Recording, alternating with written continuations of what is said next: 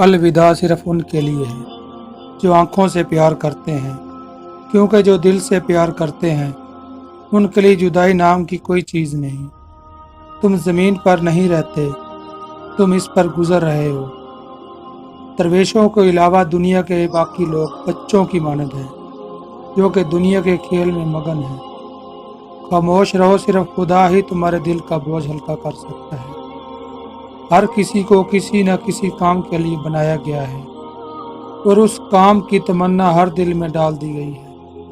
اللہ تعالیٰ جب کسی بندے سے ناراض ہوتا ہے تو اسے پاکیزہ لوگوں کی عیب جوئی میں مشغول کر دیتا ہے۔ جینا چاہتے ہو تو پرندوں سے سیکھو، کیونکہ جب وہ چہکتے ہیں تو انہیں پرواہ نہیں ہوتی کہ ان کا چہکنا کس کس کو ناگوار گزرتا ہے۔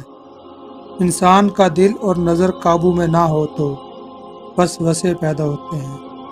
زندگی میں جب بھی تم تنہائی محسوس کرو تو یاد رکھو خدا نے سب کو دور کر دیا ہے تاکہ پیچھے صرف تم اور وہ رہ جائیں۔ اگر تم قرآن کو آنکھوں سے دیکھو گے تو الفاظ نظر آئیں گے، دماغ سے دیکھو گے تو علم نظر آئے گا، دل سے دیکھو گے تو محبت نظر آئے گی، اور اگر اپنی روح سے دیکھو گے تو تمہیں خدا نظر آئے گا۔